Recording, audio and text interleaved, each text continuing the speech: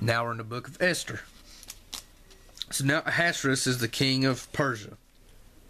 And he had a feast, and he wanted his queen, Vashti, to come and present herself before the princes because she was fair to look upon. But she refused. So that made the king angry, and basically they was freaking out because, well, if she bucked up against the king, then all these other women will buck up against their husbands, and, you know, the man's the ruler of the house. So basically he's brutes.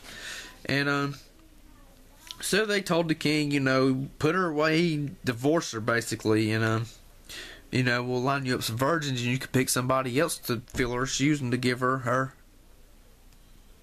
position. So now he discovers Esther. She was beautiful. Her uncle's name was Mordecai, for he took her because her parents were killed, or they died. So he took her in as his own daughter. So then she was discovered by the king, so he chose her. So now she's queen of Persia, and she's a Jew. But nobody knew that she was a Jew, for Mordecai told her not to say anything and keep her silence of where she's from.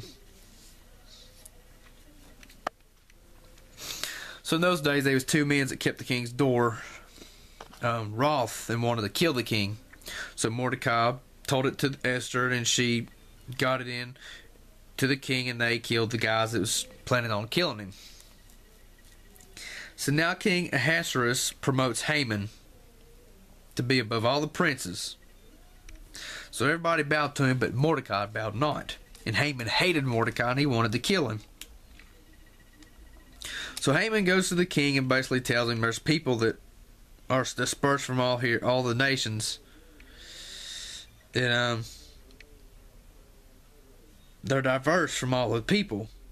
They don't keep the king's laws, and he wanted to kill all the Jews. Haman did. So, but he didn't tell him it was the Jews. He kept it secret. So the king said, "Sure, do as you please," and he gave him his ring. So Haman's the top dog under the king. So he sent out and he was going to kill them all. Kill all the Jews throughout all the land. So Mordecai perceived all that was done, and he rent his clothes and put sackcloth on with ashes and went out of the city and basically mourned with a bitter cry. And Esther found out and heard Mordecai talk back and forth, so she went to the king. Now, you can only, in those times, go to the king when he wants you to come to him, when he calls for you. If you go to the king without him calling for you, then you'd be punished. But he saw her, and she was fair to him, so he called her. And he asked her what's her request, so she wanted to have a banquet for Haman. And then after that,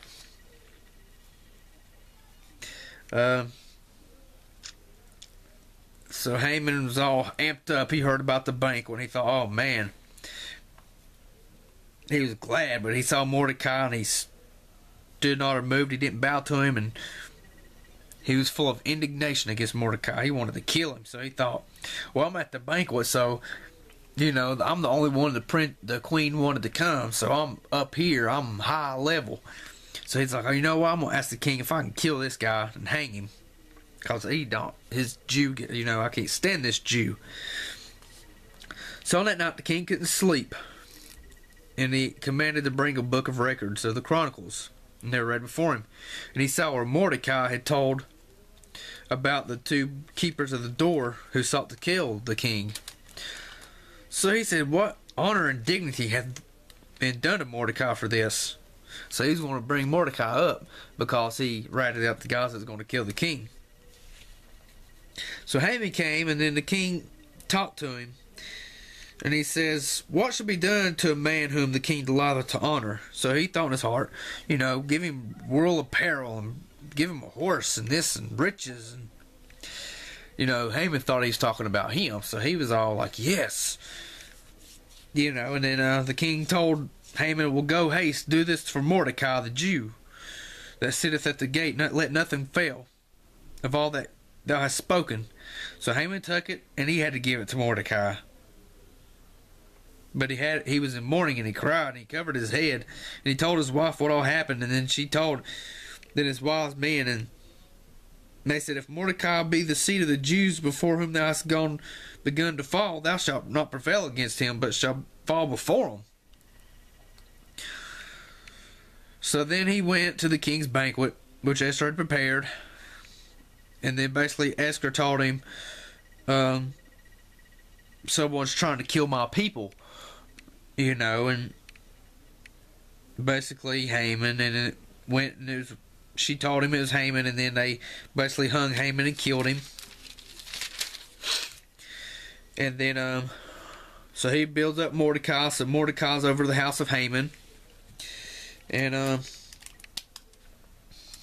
Esther's the queen. They kill. Then he says, the king makes a commandment for Israel to stand up for themselves and kill all their enemies. So they killed about 500 men in the city of the king, and then 75,000 outside all the provinces.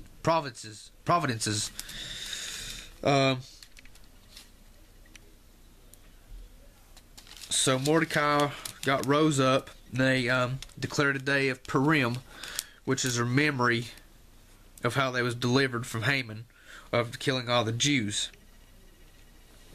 of trying to kill all the Jews. And then Mordecai is written in the books of the Chronicles of the Kings of Media and Persia.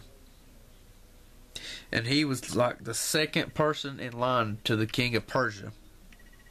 He was the top dog, Mordecai the Jew was. And like I say, Esther was the queen, so Israel was delivered once again.